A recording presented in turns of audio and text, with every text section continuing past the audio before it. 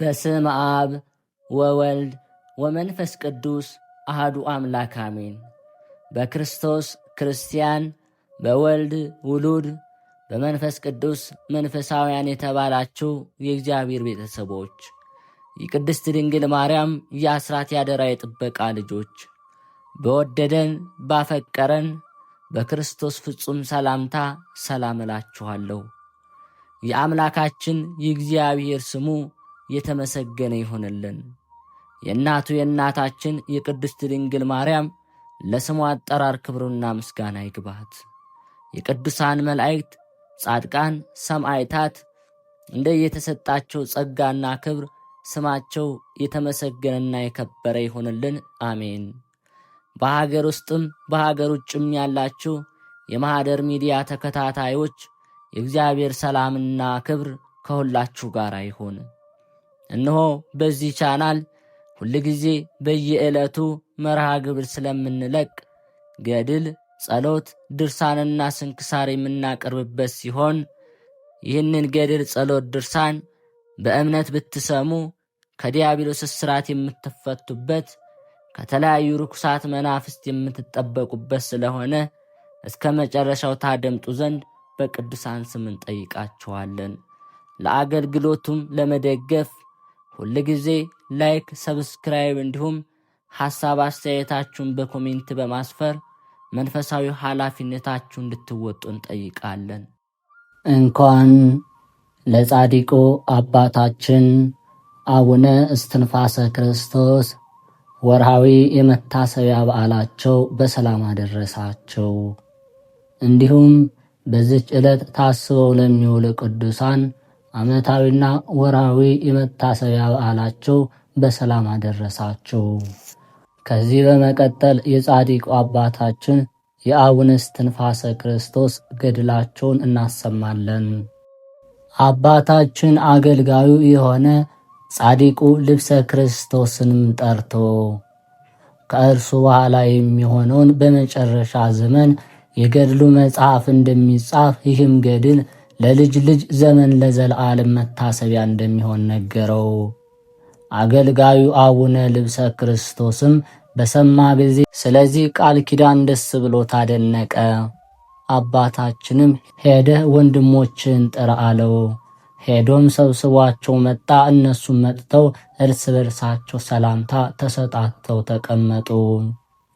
አባታችንም በመካከላቸው ተቀምጦ አስቀድሞ እንዳስለመደ ያስተምራቸው ጀመር። እንዲህ ብሎ ያስተምራቸው ጀመር። እንዲህም ብሎ ለአርድእቱ ነገራቸው። ስማቸው ልብሰ ክርስቶስ፣ መዝራዕተ ክርስቶስ፣ አቃሪዎስ፣ ትንሣኤ ክርስቶስ፣ መቃሪዎስ፣ አካለ ክርስቶስ፣ ሳሙኤል፣ መርቲያኖስ፣ ጎርጎሪዎስ፣ ቃል አብ፣ ሉቃስ፣ አርቃዲዎስ፣ ኪርያኖስ፣ አሞኒ፣ ኤዎስጣቴዎስ፣ ዲሜጥሮስ፣ ቴዎዶሲዎስ፣ ጴጥሮስ፣ ዲራሶር እና ታኦስ እነዚህ ናቸው። ወደ እሱ በተሰበሰቡ ጊዜ አባታችን እስትንፋሰ ክርስቶስ ለደቀ መዛሙርቱ ከዛሬ ወዲህ በሥጋ አታዩኝም፣ በመንግሥተ ሰማያት በስተቀር አንገናኝም አላቸው። በገዳሙ ያሉ አርድእት በሰሙ ጊዜ ከነሱ ስለመለየቱ የመረረ ለቅሶን አለቀሱ። ሁሉም እያለቀሱ ከአባታችን እግር ላይ ወደቁ። ልጆቼ አትፍሩ፣ አትደንግጡ አላቸውና ለፈጣሪ ለክርስቶስ አደራ ሰጣችኋለሁ። ከናንተ በኋላ በእኔ እግር ተተክቶ የሚሾመውን እነግራችኋለሁ አለ። በመስቀሉም አመልክቶ በዚች ቦታ ቅበሩኝ፣ በላዩ ላይም ቤተ ክርስቲያን ስሩ አላቸው። ከሰራችሁ በኋላ 1 ዓመት ታገሱ። እንደ ዛሬው በዛሬው ዓመት የ24ቱ ካህናተ ሰማይ ታቦት በልዕልና ከስዕልና ከመስቀል ጋር ከምስራቅ ይመጣላችኋል። ከ12ቱ ሐዋርያትና ሃይማኖትን ካቀኑ ከ318ቱ ሊቃውንት ሃይማኖት ከኔም ሃይማኖት በዛ ብላችሁ አትቀንሱ፣ አነሰ ብላችሁ አትጨምሩ። ይህንንም ብሎ የጨመረ በዛ ብሎ የቀነሰ የተወገዘ ይሆናል።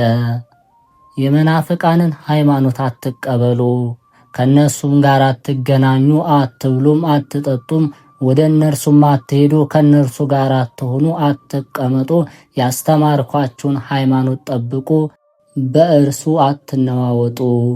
የእመቤታችን የቅድስት ድንግል ማርያምን አማላጅነት ተናገሩ፣ አስተምሩ። ክብርና ምስጋና ለእርሷ ይገባታልና በባህርና በጥልቀት በሰማይና በምድር አምልኮትና ስግደት ለልጇ ይገባል ለዘላለሙ አሜን። ደቀ መዛሙርቱም እናት አባት የሞቱበት ድሃ አደግ እንሆን ዘንድ ለማን ትተወናለህ አሉት። እናንተስ በተስፋ ኑሩ፣ ወደ ሰማያዊ ፈጣሪ ወደ ክርስቶስ አማጸንኳችሁ፣ ለፈጣሪ ለክርስቶስ አደራ ሰጠኋችሁ። እኔም ወደ እሱ ሄዳለሁ። ይህ ልጄ ልብሰ ክርስቶስ በመንበሬ ይቀመጥ፣ ስለ እኔ አባት ይሆናችሁ አለ። አባ ልብሰ ክርስቶስ ይህንም በሰማ ጊዜ ከአባታችን እግር ወድቆ እኔ ወደዚህ ታላቅ ሥራ መግባት አልችልም ብሎ አለቀሰ። አባታችንም ተቆጣው። ባረከውም። በሁላቸውም ላይ ፍትሐት ዘወልድን ጸልዮ ባረካቸው። ያን ጊዜ ሰዓቱ ቅዳሜ ማታ ለሆድ አጥቢያ ሆኖ መሽቶ ከሌሊቱም 3 ሰዓት ሆኗል። ዕለቱም ሰንበት ነበር። ያን ጊዜ እንደ ነጋሪት ቃልና እንደ ነጎድጓድ ያለ ድምፅ በሰማይ ተሰማ። እንደ ፀሐይና እንደ ጨረቃ እንደ ከዋክብት የሚያበሩ የተለያዩ መብራቶች ታዩ፣ ተገለጹ። ከዚያም ያሉትም በአባታችን ላይ የወረደውን እንደ መብረቅ ያለውን ታላቅ ግርማ ባዩ ጊዜ እጅግ ፈሩ። ሥጋውን ይነኩ ዘንድ አልቻሉም። በዚህን ጊዜ ቅዱሳን ወደ ኋላ ሸሹ። ከዚህ ግርማ የተነሳ መሬትም 4 ጊዜ ተንቀጠቀጠች። ከዚህ በኋላ እግዚአብሔር የእነዚህን ቅዱሳን ልባቸውን አጸናላቸውና የሚደረገውን ድንቅ ተአምራት ያዩ ይሰሙ ዘንድ ከሩቅ ቆሙ። መሬትም በጣም ተንቀጠቀጠች። ተራሮችና ኮረብቶች እጅግ ተነዋወጡ። ነፍሱ ከሥጋው በምትለይበት ሰዓት እንደ መብረቅ የሚጮህ ታላቅ ድምፅ ከሰማይ ተሰማ። ያን ጊዜ በሚያርፍበት ሰዓት ታላቅ ጩኸት ሆነ። ወንዶች፣ ሴቶች፣ ሽማግሌዎች፣ ሕፃናት፣ ስውራን፣ ቅዱሳን መነኮሳት፣ ሰው ሁሉ አለቀሰ። እንስሳት አራዊትም አለቀሱ። የበረሃ ነብሮች አለቀሱ። ተራሮች፣ ኮረብቶች አለቀሱ። የሰማይ አእዋፍ በየወገናቸው አለቀሱ። ፀሐይና ጨረቃ ጨለሙ። ከዋክብት ረገፉ። መባረቅትና ነጎድጓድ ተነዋወጡ። ድምፃቸውንም ከጽንፍ እስከ ጽንፍ አሰሙ። ከዚህ በኋላ እነሆ በታላቅ መፈራትና በታላቅ ግርማ አብ፣ ወልድ፣ መንፈስ ቅዱስ በአንድነት በሦስትነት እየተመሰገኑ ካህናተ ሰማይ በየማኅጠንታቸው ዙፋኑን የሚሸከሙ 4 ወንጌላውያንም መጡ። ዙፋኑን የሚሸከሙ 4 ኪሩቤል መጡ። 99 ነገደ መላእክት ቁጥራቸው የማይታወቅ የእልፍ እልፍ የሚሆኑ መላእክት በእግራቸው እያሸበሸቡ በእጃቸው እያጨበጨቡ በአፋቸው እየዘመሩ እልል እያሉ መጡ። 12ቱ ሐዋርያት መጡ። 15ቱ ነቢያት ከቅዱስ እስጢፋኖስ እስከ ተፍጻሜተ ሰማዕት ሊቀ ጳጳስ ጴጥሮስ ድረስ ያሉት ሰማዕታት ሁሉ መጡ። ቅዱሳን መነኮሳትም ከአባታቸው ከእንጦንስ ጀምረው እስከዚያ ዕለት የነበሩ አንድም ሳይቀሩ በየወገናቸው መጡ። 144,000 ሄሮድስ በቤተልሔም ያስፈጃቸው ሕፃናት መጡ። ከአዳም እስከዚያ ቀን ድረስ ያሉ ቅዱሳን አባቶች መጡ። ከዚህ በኋላ የሰማዕታትና የቅዱሳን እናታቸው የመነኮሳትና የደናግል አክሊላቸው ክብራቸው መመኪያቸው የሐዋርያት ስብከታቸው የነቢያት ትንቢታቸው የመላእክት እህታቸው የኃጥአን ተስፋቸው የፍጥረት ሁሉ አማላጃቸው የምህረት እናት የመድኃኔ ዓለም እናት እመቤታችን ቅድስት ድንግል ማርያም ደናግልን አስከትላ መጣች። ከዚህ በኋላ ጌታችን ለስም አጠራሩ መታሰቢያ ይሆንለት ዘንድ ቃል ኪዳን ልሰጥህ መጣው፣ የገድልንም መጽሐፍ የጻፈ ያልጻፈ የእሳት ባህርንም ተሻግሮ ከአንተ ጋራ ወደ መንግሥተ ሰማይ ያልፋል፣ የሚኖርበትም እንደ ፀሐይ የሚያበሩ የብርሃን ቤቶች ይሰጡታል። ስሙንም በመጽሐፍ ሕይወት እጽፈዋለሁ፣ መታሰቢያን ያደረገ ዝክርን የዘከረ የእሳት ባህር ተሻግሮ ያለ ፍርሃት ካንተ ጋራ በደስታ ይቆማል።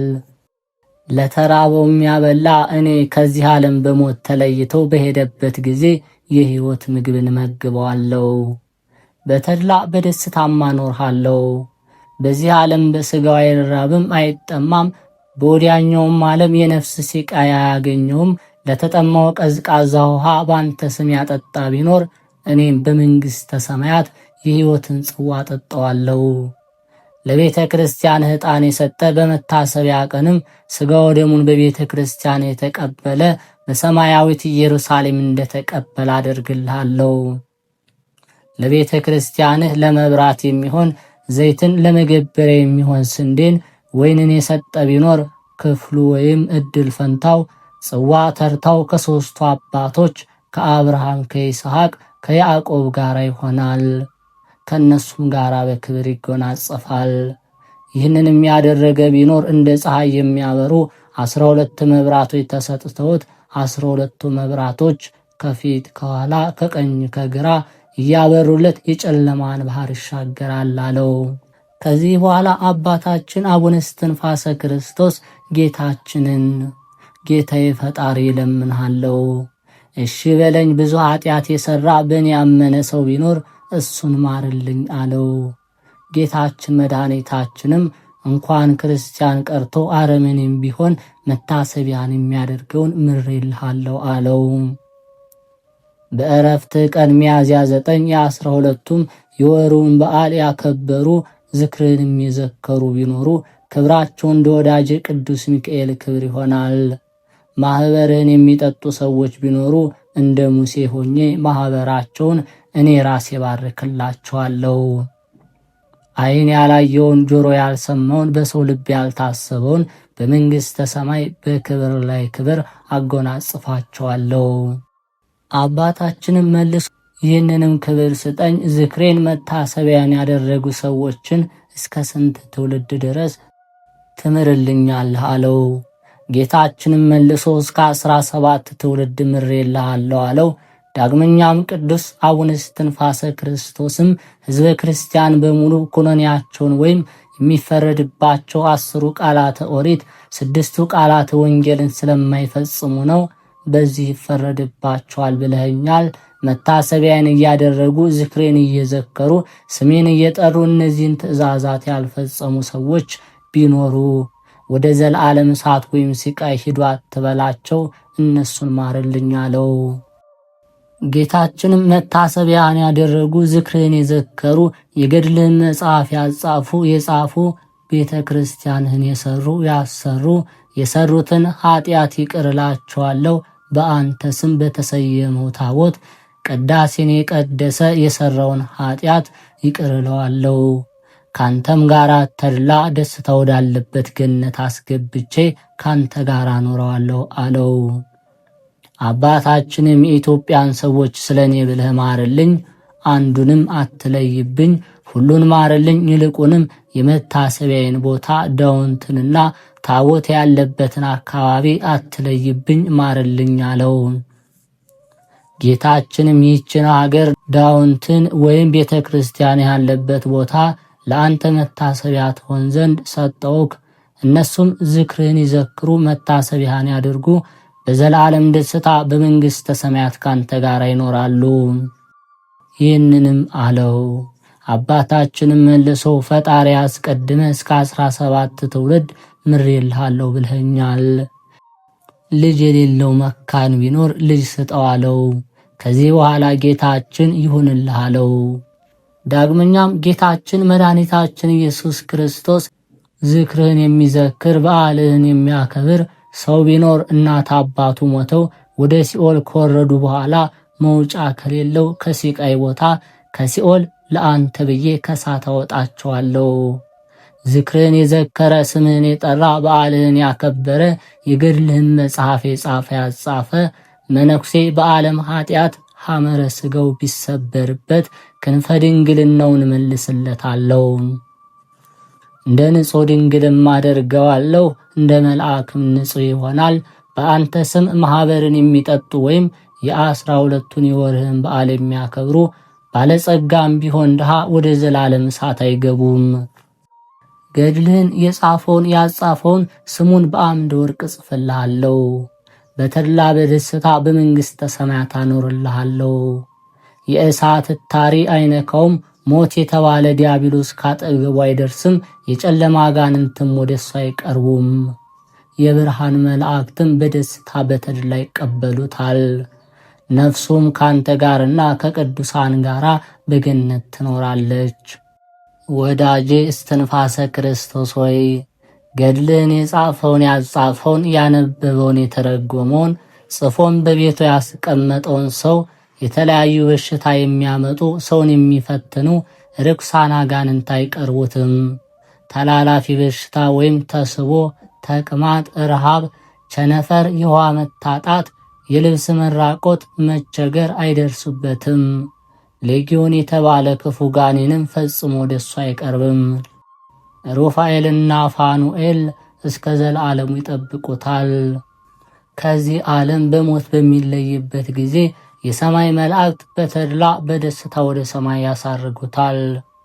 ዳግመኛም በአንተ ጸሎት አምኖ በአንተ የተማጸነ በበዓት ወይም በገዳም ሆኖ ሥጋ ያለበትን መቃብርን በመጠበቅ መከራውን ታግሶ የተቀመጠ ቢኖር በወዲያኛው ዓለም በወዲህኛውም ዓለም ጥፋት አያገኘውም።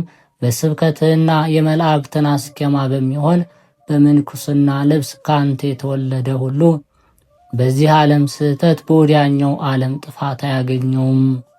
ችግር ደርሶበት ስምህን የጠራ ወንድ ልጁን በአንተ ስም የሰየመ ሴት ልጁንም በስምህ የሰየመ በስምህ ለቤተ ክርስቲያን መባ የሰጠ በበዓል ቀን ቁራሽ እንጀራ ቀዝቃዛ ውሃ በስምህ የሰጠ ኃጢአቱ ይሰረይለታል አለው።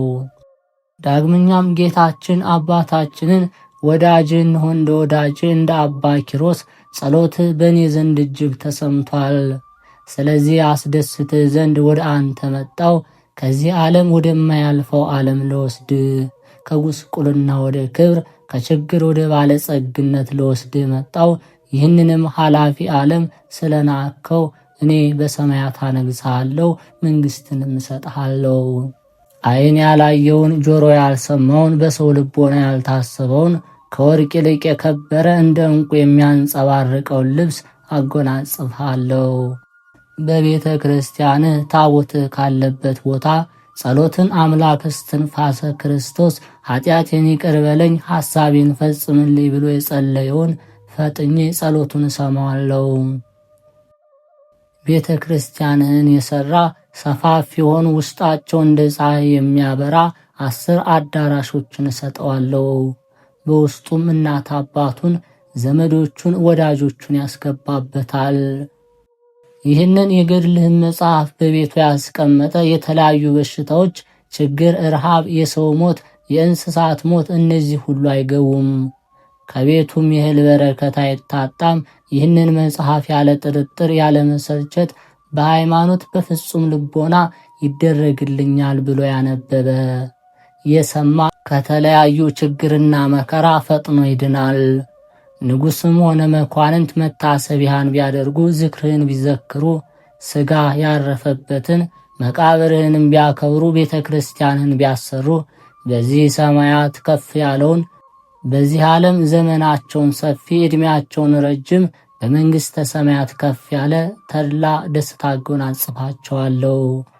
ቤተ መቅደስ ያለበትንም ቦታ አከብራታለሁ፣ አገናታለሁ።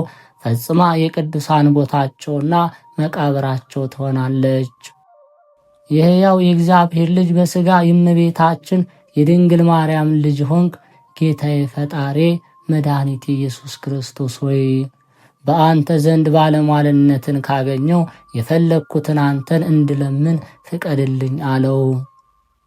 ጌታችን ኢየሱስ ክርስቶስም ለአባታችን ለአቡነ እስትንፋሰ ክርስቶስ የፈለግከውን ለምነኝ አለው። አባታችን አቡነ እስትንፋሰ ክርስቶስም ፈጣሪ ይህንን ሁሉ ቃል ኪዳን የሰጠኝ በሥራዬ አይደለም በቸርነትህ ነው እንጂ። ስምህ የሰጠኝ በሥራዬ አይደለም። ስምህ ፈጽሞ የተመሰገነ ይሁን። ዝክሬን የዘከረውን መታሰቢያን ያደረገውን የገድሌም መጽሐፍ የጻፈውን እስከ ስንት ትውልድ ትምርልኛለህ አለው። ጌታችንም እስከ 25 ትውልድ ድረስ እምርልሃለሁ አለው። አባታችን አቡነ እስትንፋሰ ክርስቶስም በቦታዬ ላይ የተቀበሩትን መነኮሳት ቢሆኑ ምእመናንም ቢሆኑ በኃጢአት ያሉትም ቢሆኑ ማርልኝ፣ የመቃብሬንም ቦታ ለነዳያን እናት አባት ለሞቱባቸው ድሃ አደግ ለሆኑ ለዓይነ ስውራን እጅ እግር ለሌላቸው ለተቆረጠ ዓይናቸው ለፈረጠ መጠጊያ ትሆንልኝ አለው። ጌታችን ኢየሱስ ክርስቶስም የለመንከኝን ሁሉ አንድም ሳላስቀር ይደረግልህ፣ እንደ ቃል ይሆንልህ አለው። ዳግመኛም አባታችን እስትንፋሰ ክርስቶስ ጌታዬ ፈጣሪ በመቃብሬ አካባቢ በቅርብም በሩቅም ከተራራም በላይ ከተራራም በታች የተራራው ጥላ ከሚደርስበት ቦታ እኔን ተማጽኖ ቢቀበር ኃጢአትም ቢኖርበት ማርልኝ አለው። ጌታችንም ያንን ሰው ኃጢአቱን ሳላስብበት ወደ ገነት አስገባልሃለሁ አለው። እንደገናም አባታችን አቡነ እስትንፋሰ ክርስቶስ አቤቱ ፈጣሪ ይህችን የመቃብሬን ቦታ በእጅህ ባርክልኝ፣ በውስጧ የሚኖሩ ሰዎች ሁሉ የተባረኩ በመንግሥተ ሰማያት የከበሩ ይሁኑ። ይህችን መቅደስ የተባረከች የከበረች ትሁንልኝ።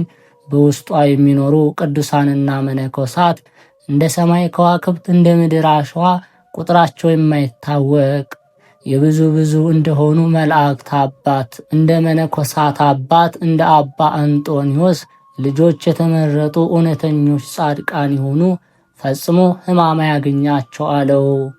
ጌታችንም መልሶ እንዳልከኝ ይሆንልህ ይደረግልህ አለው።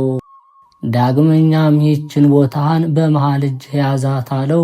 ጌታችንም እንደነገረው አባታችን እስትንፋሰ ክርስቶስ በመሃል እጁ ያዛትና ፈጣሪ ከኔ ጋር የቆምክባት ይህችን በዓቴን ባርክ አለው።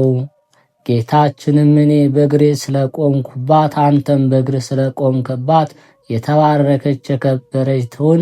ይህችም የርስት ቦታ የሁሉ መድኃኒት ትሁን። ከመቃብር ያለውን አፈር አንስቶ የተቀባ ቢኖር ፈጥኖ ከበሽታ ደዌ ሥጋ ከኃጢአት ደዌ ነፍስ ይዳን። የገድልህን መጽሐፍ የተነበበበትን ውሃ ሳይጠራጠር የተጠመቀ ከተለያዩ ደዌ ሥጋና ደዌ ነፍስ ኃጢአት ይዳን። ኃጢአት ያለበት ቢኖር ኃጢአቱ ፈጽሞ ይሰረይለታል፣ ለዘላለሙ ንጹሕ ይሆናል። ይህችን ቦታ እንደ ዋልድባ እንደ አስቄጥስ እንደ ኢየሩሳሌም እንደ መቃብሬ ቦታ እንደ ጎልጎታ እንደ እናቴ ቦታ እንደ ጌቴሴማኒ ትሆንልህ። በዚህችን ቦታ የሚቀመጡ የሚኖሩ ሁሉ የተባረኩ የከበሩ ይሁኑ። በውስጧም የተቀበሩ የተባረኩ የከበሩ ይሁኑ። የሲኦል እሳትም አይንካቸው፣ ለዘላለም የሲቃይ ቦታ የማይግቡ ብሎ ቃል ኪዳን አጎናጸፈው። ነቢዩ ዳዊት በመዝሙሩ ከመረጥኩት ጋራ ቃል ኪዳኔን አደረግሁ እንዳለ ጌታችንም ከመረጠው ከአባታችን ጋራ ቃል ኪዳን አደረገ። ይህም ቃል ኪዳን ለምናምንበት በዓሉን ለምናከብር ለእኛ ነው። ከዚህ በኋላ አባታችን እስትንፋሰ ክርስቶስ ለጌታችን እመቤታችን ድንግል ማርያምን ታሳየኝ ዘንድ እወዳለሁ አሳየኝ አለው። በዚያን ጊዜ እመቤታችን ፈጥና ወደ እርሱ መጣችለት። ጌታችንም አባታችን በአንደበቴ የተናገርኩትን እንዳላስቀርብህ እናቴ ፊት ምዬልሃለሁ፣ የሰጠውን ቃል ኪዳን ሁሉ አላስቀርብህም አለው። አባታችንም እመቤቴ ድንግል ማርያም ሆይ በጸሎትሽ አስቢኝ አላት። እመቤታችንም ልጅ ሆይ አይዞ አትፍራ አለችው። አባታችንም በዚች በቦታዬ ላይ መናፍቃን ገብተው እንዳያረክሱ እኔ በማምንበት ያለ ኦርቶዶክስ ተዋሕዶ ሃይማኖት ሌላ ክህደትን እንዳያመጡ ፈጣሪ በእናትህ በድንግል ማርያም እስከ ዕለተ ምጽአት እንዳይገቡ ብዬ ለመንኩ አማጸንኩ አለው። ጌታችንም መልሶ ለአባታችን በቦታህ ላይ አይገቡም፣ እንደ ቃል ይሆንልህ። በሀገር በስተግራ በኩል ያሉ ሌሎቹም ሀገሮች አይጠራጠሩም፣ አይክዱም። ያለ ተዋሕዶ ሃይማኖት በስተቀር ሌላ ክህደት አይገባም። ወደ በዓትህ እስከ ዕለተ ምጽአት መናፍቅ እንዳይገባ አርቅልሃለሁ አለው። ዳግመኛም አባታችን እመቤታችንን እጅ መንሻ ስግደት ምስጋናን የማቀርብልሽ ከልጅሽ ጋር ወይንስ ለብቻሽ ነው አላት። እመቤታችንም አባታችን እስትንፋሰ ክርስቶስን ከልጄ ጋር ስግደትና ምስጋናን አቅርብልኝ፣ ሌሎቹ ሲሰግዱ ከልጄ ለይተው የኔን ስግደት ትተው ቢሰግዱ ፈጽሞ አልረዳቸውም፣ ጸሎታቸውንም አልቀበልም አለች። አባታችንም ይህንን ቃል ኪዳን ከተቀበለ በኋላ ልጆቹ ወደሚሆኑ ወደ መነኮሳት ሄዶ አረጋጋቸውና በቀና በራሱ ስልጣንና በሐዋርያት ስልጣን እግዚአብሔር ይፍታላቸው። ልጆችም አትፍሩ፣ አትደንግጡ፣ ፈጽማችሁ ተደሰቱ። ታላቅ ተስፋ በሰማያት አለና አባታችሁ ከምሆን ከኔ ቦታ ወዲያና ወዲህ ፈጽማችሁ አትዘዋወሩ፣ እስከ ዘመናችሁ ፍጻሜ ጸንታችሁ ተቀመጡ አላቸው። ይህንንም ብሎ መክሮ ካበቃ በኋላ ዓይኖቹን በቅንድቦቹ ሸፈነ። በዕብራውያን አቆጣጠር ኒሳን በሚባል ወር በ8ኛው ቀን በኢትዮጵያ አነጋገር በግዕዝና በአማርኛ ቋንቋ ሚያዝያ 9 ቀን በእግዚአብሔር ፈቃድ በሰላም አረፈ። ነፍሱም ከሥጋው ተለየች። ያን ጊዜ ጌታችን የቅዱስ ክቡር አባታችን የእስትንፋሰ ክርስቶስን ነፍስ በከበሩ እጆቹ ይዞ እቅፍ አድርጎ ሳማት። በመንግሥተ ሰማያትም እንደ መብረቅ በሚብለጨለጭ በሰማያዊ ልብስ አጎናጸፋት። ከእርሱ ጋርም ወደ ጽርሐ አርያም አሳረጋት። ሰው ሁሉ አይቶ እስከሚያደንቅ የሰማይ ሁለንተናው እንዳለ በመላእክት፣ በጻድቃን፣ በሰማዕታት፣ በነቢያት፣ በሐዋርያት ተመላ።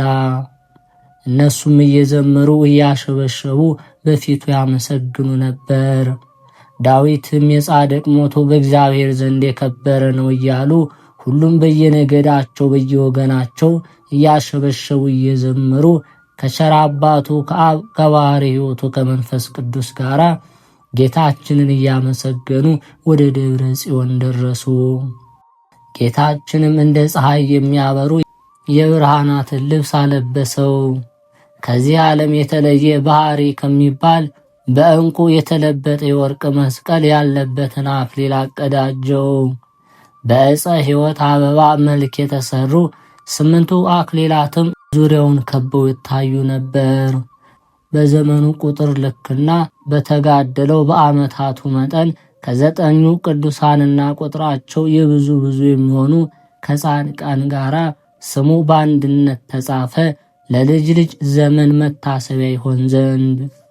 ጌታችንም ሰማያዊ መላእክትን ከሁሉ ቅዱሳን ጋር ከፍ ባለ በሁሉ ከተመረጠ በጻድቃን ዙፋን ላይ ያስቀምጡት ዘንድ አዘዛቸው።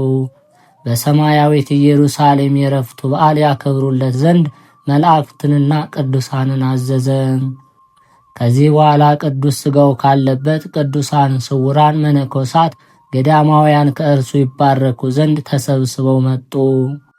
የእነዚህም ቅዱሳን ቁጥራቸው 90 ሺህ ነበር። የመጡትም ከነማዕጠንታቸው ነው። ጸሎት ጸልየው ቅዱስ ሥጋውን ከርቤ፣ ሰሊክ፣ ሚአ ሰንድሮስ፣ ልብን፣ ቁስጥ፣ አልባስጥሮስ፣ ከርሜን ከሚባል ሽቶ ይልቅ መዓዛው ባማረ ነጭ ዕጣን አጠኑት። ቅዱሳኑም ያጠኑት የዕጣኑ ጢስ በቤቱና በመላ ዓለም ዳር እስከ ዳር ተመላ። ያሉትም ካህናት ከዳውንት ክፍለ ሀገር 55 ጽናዎች ይዘው ተሰበሰቡ። ሌሎችም መጥተው እንደ ልማዳቸው የሙታንን ጸሎት ፍትሐት አደረሱ። እነዚህ ቅዱሳን ስውራን በአባቶች አገናነስ ሥርዓት ገነዙት። ከዚህ በኋላ መልካም ቃሬዛ አዘጋጅተው ቅዱስ አባታችን አስከሬን በሳጥን አድርገው በበዓታቸው ፊት ለፊት መቃብር ቆፍረው በዚያ ገዳም ደብር ባለው መቅደስ ውስጥ አስገብተው አስከሬኑን በክብርና በማህሌት ቀበሩት። የካህናትም ዕጣን ጢስ ያማረ የተወደደ ሆነ። በመሰዊያው አንጻር ከመንበሩ በታች እርሱ ራሱ አስቀድሞ በባረከውና በበትረ መስቀሉ በወጋው ጊዜ ተቀበረ። ያን ጊዜ መፈራት ንጹሕስታ ለቅሶ ሆነ። የእርሱም ሥጋ በተቀበረች ጊዜ መሬት ተንቀጠቀጠች። ጸሎቱ በረከቱ ይህንን ገድል ከጻፉት ካጻፉት ከተረጎሙት ከሚሰሙት ጋር ጸንቶ ይኑር። ድንቅ ሥራን ስለሚሠራ ስለ አባታችን የዓለም ፀሐይ የሕግ መምህር ፍጹም የሐዋርያት ልጅ የሆንከው የእውነት ብርሃን የምታበራ የመብራት መቅረዝ እንደምን ወደ መቃብር ወረድህ? ወደ መሬትስ ገባህ? እንደምን ዝም አልክ? አንደበትህ ጸሎትን ከመጸለይ እንደምን ተወገደ? እግርህ በሞት እጅ እንደምን ተያዘ? ቅብአ መንፈስ ቅዱስ ሽቱን የተቀባ የወንጌል ካህን አባታችን ቅዱሳን ከሚሆኑ ከመነኮሳት ሁሉ ይልቅ መከራንና ትዕግስትን የተጎናጸፍክ የቅዱሳን መነኮሳት የተጋድሎ ፍጻሜያቸው የሆንክ አባታችን እንዳንተ ያለ ምስጋና እንዝርት ማን አለ ብለው አለቀሱ።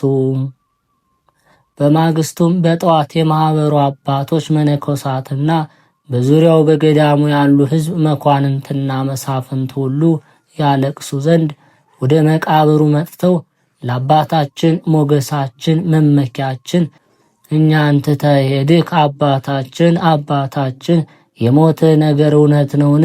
ወይስ ወደ ማን እንሄዳለን? ወዴትስ እንገባለን? ራሳችን ወደ ማን እናስጠጋለን? ከሌላ መምህር ጋር እንኖር ዘንድ አንችልም፣ አንለምድም። አባታችን በልባችን ያለውን እንነግርህ ዘንድ አንድ ጊዜ እስኪ ወደኛ ና፣ ካልሆነም አንተ ወደ ወደድክበት ጎዳና መጥተን እንቀበልህ ዘንድ ይሻላል። አባታችን የልባችን ደስታ ስንንከራተት ልብሳችን፣ የድካማችን ምርኩዝ፣ የድህነታችን ብልጽግና በአንተ ትምህርትና በቃልህ ማረጋጋት ሐዘናችን ሁሉ የሚረሳ አባታችን እያሉ አለቀሱ።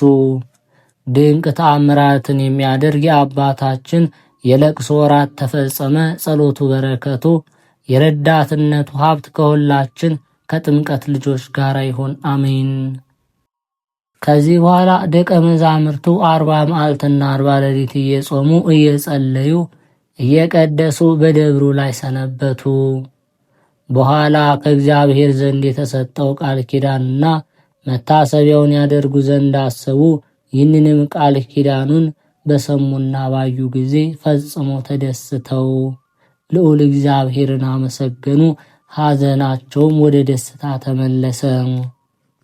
ያን ጊዜ ብራናን፣ ቀለምን፣ ወርቅን ለገበታ አምጥተው የእግዚአብሔር መልአክ እየነጋገራቸው አባታችን እስትንፋሰ ክርስቶስ አስቀድሞ የተናገረው የገድሉን ዜና ከፈጣሪው አስቀድሞ የሰማ ደቀ መዝሙሩ አባ ልብሰ ክርስቶስም የተናገረውን የገድሉን መጽሐፍ ጻፉ። በሃይማኖት ሆነው ለሚሰሙት ሁሉ ለነፍስና ለሥጋ ይጠቅም ዘንድ የተደረገው ተአምር ሁሉ ያልተጻፈው ለሚሳሳት ከብዛት የተነሳ ዝንጋኤ እንዳያመጣ ነው። በሚቻል መጠን ተቀንሶ ትንሽ ተጻፈ።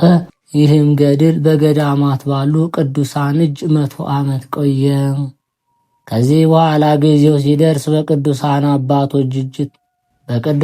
አባቶች እጅ ተጽፎ ወደ ዓለምና ወደ ገዳም ወጣ። ደቀ መዛሙርቱም አባታችን የተናገረውን ቃል የሰራላቸውን ሥርዓት ሰበሰቡ። ለማኅበሩ የሚጠቅማቸውን አበምኔት 40 ቀን በደረሰ ጊዜ አባት የሆናቸው ዘንድ አባታችን አቡነ እስትንፋሰ ክርስቶስ የመረጠላቸውን አባ ልብሰ ክርስቶስን ሾሙ። ከዚህ በኋላ እንጀራና ወይን ለበዓሉ መታሰቢያ አዘጋጅተው ነዳያንን፣ ምስኪናንን፣ የሀገሩን ሰዎች ሁሉ ጠሩ። 100,000 የሚሆኑ ሰዎች ትንሹም ትልቁም በልተው ጠገቡ። የተረፋቸውም እንጀራ ከወይኑ ጋር በተአምራት ብዙ ሆነ። ሌሎችም ሰዎች መጥተው በቤቱ ሞሉ። ቁጥራቸውም እንደ ቀድሞ ሆነ። በልተው ጠገቡ። ከነሱም ብዙ ተረፈ። የወረደላቸውንም ይህንን በረከት ባዩ ጊዜ አድንቀው እግዚአብሔርን አመሰገኑ። ያችን በረከት እስከ ዛሬ ድረስ በገዳሙ አለች። ከእነሱም መካከል አንድ ደቀ መዝሙር አባታችን እስትንፋሰ ክርስቶስ ቅዳሴ ቀድሶ በላይኛው በታችኛው ደብር ላለነው ዝክሩን ለመዘከር ለተሰበሰብነው ለሁላችን ያለመለየት ሥጋው ደሙን ሲያቀብለን አየሁት አለ። ዳግመኛም ሌላ ደቀ መዝሙር እንጀራውን ሲባርክልን ወይኑን ቀርቶ ሲሰጠን አባታችን እስትንፋሰ ክርስቶስን አየሁት አለ። ከዝክሩ የተረፈውንም የታመሙት አንስተው በልተው ከበሽታው ተፈውሰዋል። ዓይነ ስውሮችም ያን እንጀራ በልተው እጃቸው ዓይናቸውን ቢያሹ የጠፋ ዓይናቸው ፈጽሞ በራላቸው። በተቀበረችበት በመቃብሩ አፈር ስፍር ቁጥር የሌላቸው በሽተኞች ተፈወሱ። ከዚህ በኋላ ደቀ መዛሙርቱ ተሰብስበው አባታችን እስትንፋሰ ክርስቶስ አስቀድሞ በትንቢት ቃል እንደተናገረ መልካም ምክር ተማክረው ቤተ ክርስቲያን ሰሩ። በመቃብራቸው ቦታ መሠዊያ ቆሙ፣ ተከሉ። ይኸውም መሠዊያው የተባለ የታቦቱ መንበር ነው። መልካም መቅደስንም ሰሩ። በጻድቁ አባታችን በአቡነ ልብሰ ክርስቶስ ልጅና ሹመት ዘመን ተሰርቶ ተፈጸመ። ለቅዳሴ ቤተ ክርስቲያን በደረሰ ጊዜ ስሟ ሶርያ የምትባል የክርስቶስ ሱራሄ የሚሏት እውነተኛ ደግ የሆነች ይኸውም ጸወንሶል በሚባል ቀይ ደል ባለበት በምስራቅ በኩል የምትኖር አንዲት ንግሥት ነበረች። ያን ጊዜ እግዚአብሔር መልአክ ወደ እሷ መጥቶ ምስጢሩን ሁሉ ነገራት። ይህችም ንግሥት ተነሳስታ መነኮሳትንና መነኮሳያትን የ24ቱ ካህናተ ሰማይ ታቦትን፣ ስዕልን፣ መስቀልን፣ ማኅጠንትን፣ መጻሕፍትን፣ ንዋየ ቅድሳትን በመያዝ በእልልታ እየሄደች የመንገድ እኩሌታ ስትደርስ የበጎ ጠላት ሰይጣን በእሷ ላይ ሁከት አንስቶ ጨካኝ ሽፍታ ድንገት ደርሶ የተመዘዘ ሰይፍ ጦር ይዞ ከመነኮሳት ፊት ቆመ። አባታችን አካለ ክርስቶስም ሁለቱም ታቦት ተሸክሞ መስቀሉን በእጁ ይዞ በምስራቅ በኩል ቆመ። ያም ወንበዴ እጁን ዘርግቶ ያንን መስቀል ቢዘረጋው ወዲያውኑ ደምና ውሃ ከመስቀሉ ፈሰሰ። ያም መስቀል እስከ ዛሬ አለ። የደሙ ምልክት ቀይ ሆኖ በመስቀሉ ላይ ይታያል። ያም ወንጀለኛ መስቀሉን የወገው ሰው አእምሮውን አጥቶ በክፉ አሟሟት ሞተ። ሌሎች የሸሹት ወደ እሱ ተመልሰው ክቡር እግዚአብሔር ስላደረገላቸው ተአምራት ተመልሰው አደነቁ። ሁላቸውም በመስቀሉ ጋሻነት ከሞት ሕይወት ዳኑ። ከዚህ በኋላ ብዙዎች ቁጥራቸው የማይታወቅ ታማሚዎች መጥተው በክቡር መስቀሉ ደም ፈሳሽነት ተፈወሱ። ከዚህ በኋላ የእግዚአብሔር መልአክ እየመራቸው እየጠበቃቸው ሄዱ። ሄደውም ደብረ አስጋጅ ደርሰው ወደ ታች ወደ ገዳሙ ወረዱ። በታላቅ ደስታም ገብተው ታቦቱን ወደ ቤተ መቅደስ አስገቡት። 7 ልዑካን ሆነው ቅዳሴ ቀድሰው ንጹሕ መሥዋዕትን አሳረጉ። አባታችን አርፎ 1 ዓመት እንደሞላው ሚያዝያ 9 ቀን እንደ ዛሬው ዕለት በዕለተ እሑድ የሆሳዕና ዕለት ይኸውም አባታችን እስትንፋሰ ክርስቶስ አስቀድሞ እንደተናገረው ይህ ሁሉ ተአምራት ተደረገ። ያም ታቦት ከመስቀልና ከንዋየ ቅድሳት በዚያ ይኖራል፣ እስከ ክርስቶስ ምጽአትም ይኖራል።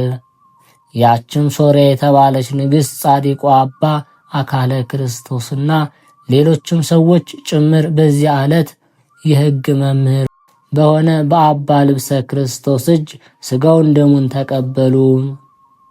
ከዚህ በኋላ በጾም በጸሎት ተወስነው ኖረው በሰላም አርፈው ሥጋቸው በክብር በሰላም በአባቶች መቃብር ተቀበረ።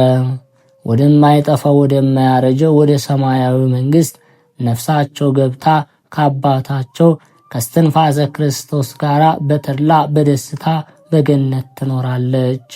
ከዚህ በኋላ አንዲት ሀብታም የሆነች ሴት ታላቅ ስዕል ይዛ መጥታ ንብረቷን ለገዳሙ ወርሳ በሰላም አረፈች።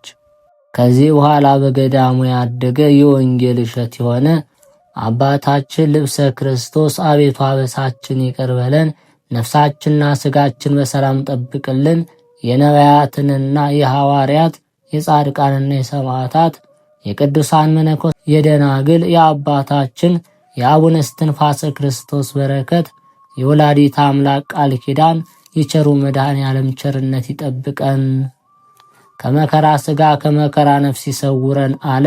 የአባታችን የአቡነ እስትንፋሰ ክርስቶስ ገድል ከምሎ በክፍሉ በብዙ በጥቂቱ ተጽፎ ተፈጸመ።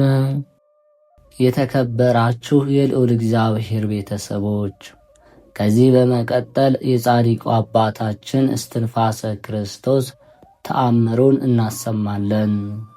አንድ አምላክ በሚሆን በአብ በወልድ በመንፈስ ቅዱስ ስም አምነን ቅዱስ ብፁዕ የሚሆን የኃያሉ የአባታችን እስትንፋሰ ክርስቶስ የተአምር መቅድም እናሰማለን። ብርሃነ ክርስቶስ የተባለውም አባታችን ነው። ከተአምር አስቀድሞ እናንተ የቤተ ክርስቲያን ልጆች የሚነበበውን ይህን የአባታችን የተአምር መቅድም በጆሮአችሁ አድምጡ። እግዚአብሔር ይባርካችሁ፣ የዓይናችሁንም ልቦና ያብራላችሁ። ይህን የአባታችን የእስትንፋሰ ክርስቶስን ተአምር ከዕረፍቱ በኋላ ያደረገውን ስሙ ዛሬም በእግዚአብሔር ዘንድ የተወደደ ከልጅነቱ እስከ እርጅናው በሥጋውም ሆነ በሐሳቡ የኀጢአት ትቢያ ያልነካው ንጹሕ ድንግል የሆነ እንደ እርሱ ያለ የለም። በዘመኑ ቁጥር ልክ የእግዚአብሔር ምስጋና ምንም ሳያስታጉል ይጸልያል። እግሮቹ እንደ ዝሆን እግር እስኪያብጡ ድረስ ይቆማል። እጆቹን ወደ ሰማይ ዘርግቶ ዓይኖቹን ወደ ላይ ወደ መንበረ ጸባዖት አቅንቶ ይጸልያል። 40 ጾም እስኪፈጸም ድረስ ከመሬት ላይ አይቀመጥም፣ በምንጣፍ ላይ በጎኑ አይተኛም። 40 ጾምን ቆሞ ይፈጽማል እንጂ። ለጉንጮቹም እረፍትን አይሰጥም፣ ለቅንድቦቹም እንቅልፍን አይሰጥም። የጣመውንና የላመውን አይመገብም፣ ሥጋን ወይንንም በአፉ አያስገባም። በራሱ ላይ ምላጭ አይወጣም። ናላው እስኪፈስ ድረስ እንደ መንኰራኩር ይሰግዳል። የሰማይ መልአክ ወደ እርሱ ለመምጣት እየተሽቀዳደሙ ይጨናነቃሉ። ጻድቃንና ሰማዕታት እርሱ ካለበት ይሰባሰባሉ። ወደ ተጋድሎ ሲቃይ ለመግባት የማትፈራ አርበኛ ነህ። ወደ መጋደል ግባ አንተ ብፁዕ ነህ።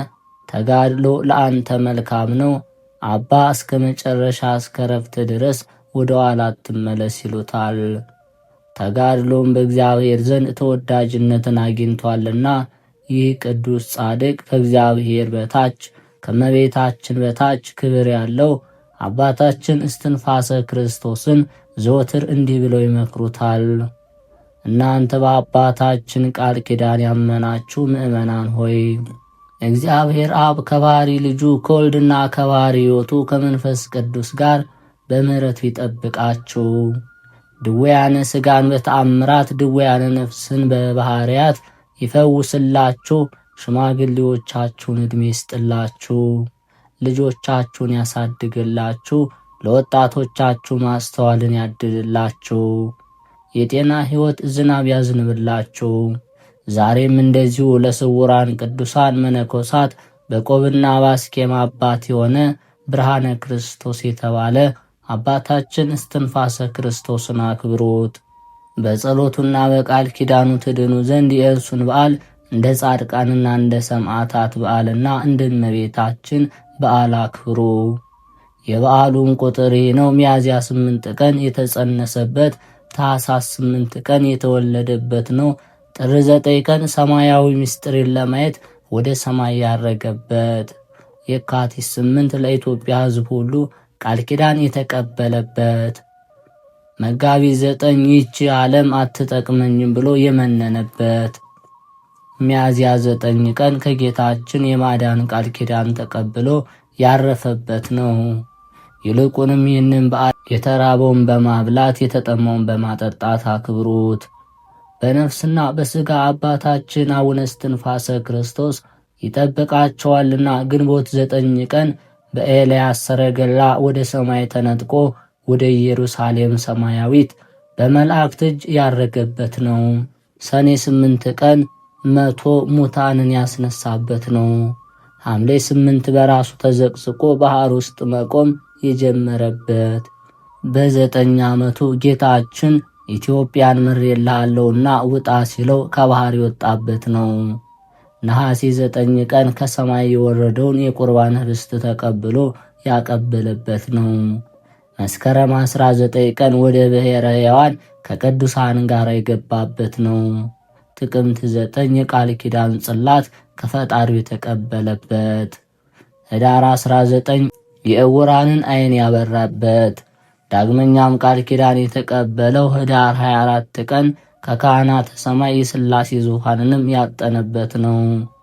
ታኅሳስ 29 ወደ ቤተልሔም ሄዶ የጎበኘበት፣ ጥር 12 ፀሐይን ያቆመበት፣ የካቲት 21 ከእመቤታችን ጋር ቃል በቃል የተናገረበት፣ መጋቢት 27 ጌታችን በቀራንዮ እንደተሰቀለ ያየበት ነው። ሚያዝያ 8 ቀን ቃል ኪዳን የተቀበለበት ነው። ሚያዝያ 9 ቀን በዚህ ዓለም ተለይቶ በታላቅ ክብር ያረፈበት ነው። እነዚህንም የአባታችን የብርሃነ ክርስቶስን 23ቱን በዓላት አክብሩ። በየዓመቱ በየወሩ ምንም ሥራ አትስሩበት። ጸሎቱ በረከቱ ከሁላችን ጋር ትሁን። የመነኮሳት አባትና ብርሃነ ክርስቶስ የተባለው ብፁዕና ቅዱስ የሚሆን አባታችን እስትንፋሰ ክርስቶስ ያደረገው ተአምር። ነፍሰ ገዳይና ሌባ ዝሙተኛ የሆነ አንድ ክፉ ሰው ነበር። ከዕለታት በአንድ ቀን በአባታችን እስትንፋሰ ክርስቶስ በዓል ቀን ወደ ቤተ ክርስቲያን ሄደ። ከዚያ ደርሶ ሚያዝያ 9 ቀን ለዕረፍቱ በዓል የተዘጋጀውን ፍርፋሪ ቀመሰ። ከጽዋውም ጠጣ። መቃብሩም ካለበት ቤተ ክርስቲያን ፊት ለፊት ቆሞ ተማጸነውና ከዚህ በኋላ ወደ ቤቱ ሄደ። ከጥቂት ቀን በኋላ በድንገት ታሞ በክፉ አሟሟት ሞተ። ነፍሱ ከሥጋው ስትለይ የጨለማ አጋንንት ከበዋት፣ እያዳፏት፣ እየገፏት ወደ ሲኦል ወሰዷትና ወደ ጥልቅ እሳት አወረዷት። ያን ጊዜ አባታችን ብርሃነ ክርስቶስ ከመንበረ ጸባዖት ፊት ደርሶ ሰማይና ምድርን ለፈጠረ ለእግዚአብሔር ሰገደ።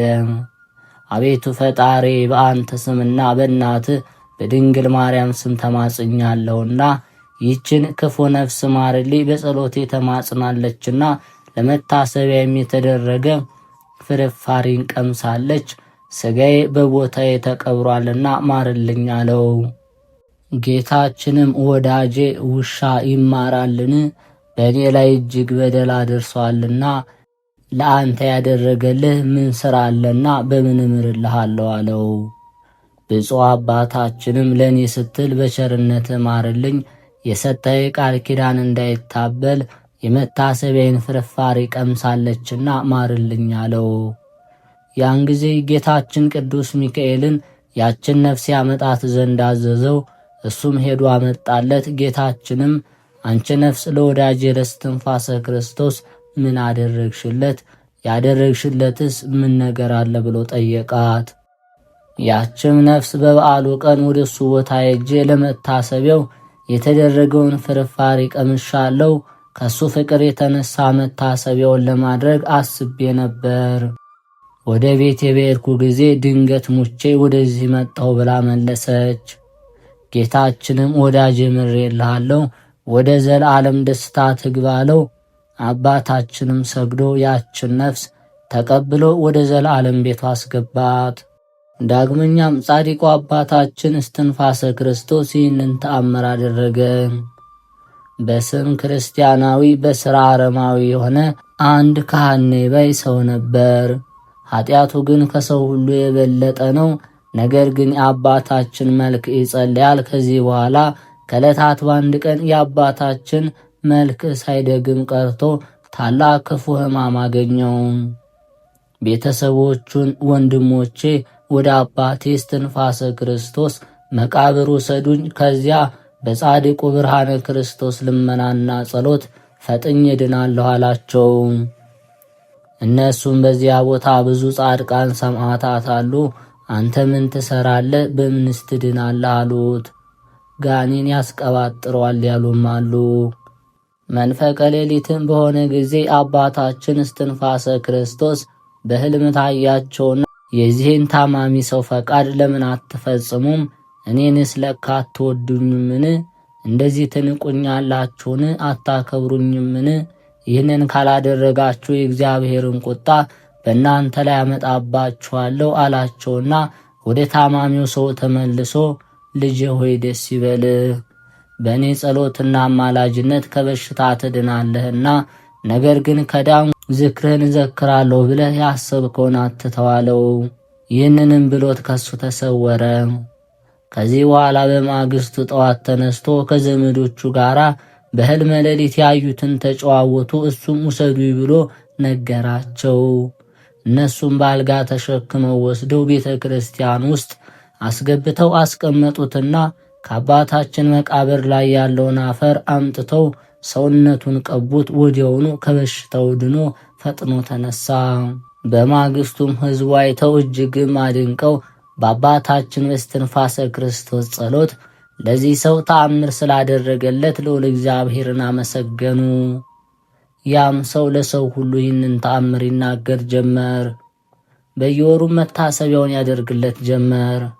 እንዳስለመደ ስሙን እየጠራ መልኩን ያነብ ነበር። ለመልካም እርጅና ደርሰው ካረገ በኋላ ጥቂት ታሞ ሞቶ በአባታችን በእስትንፋሰ ክርስቶስ ጸሎትና ተድላ ደስታ ያለበትን ገነትን ወረሰ። የአባታችን ጸሎቱ በረከቱ ከሕዝበ ክርስቲያን ጋር ይሁን ዛሬም ዘወትርም ለዘላለሙ አሜን። የተከበራችሁ የልዑል እግዚአብሔር ቤተሰቦች፣ የማህደር ሚዲያ ተከታታዮች ይህንን መንፈሳዊ ቻናል እንደ ሁል ጊዜ ድጋፋችሁ ቪዲዮዎችን ላይክ በማድረግ ሐሳብ አስተያየታችሁ ይጠቅመናልና ኮሜንት ላይ በማስፈር እንዲሁም ሰብስክራይብ ያላረጋችሁ ሰብስክራይብ በማድረግ ለብዙዎች ሕዝበ ክርስቲያን እንድታደርሱ ስለጠይቃለሁ ማለት ነው። ይህንን ስንሰራ ሁላችሁም ታውቃላችሁ ብዙ ነገር መስዋዕት አድርገን ነውና ለብዙዎች እንዲዳረስልን በምትችሉት መጠን በእግዚአብሔር ስም እንድታጋሩ ስንል እንጠይቃለን።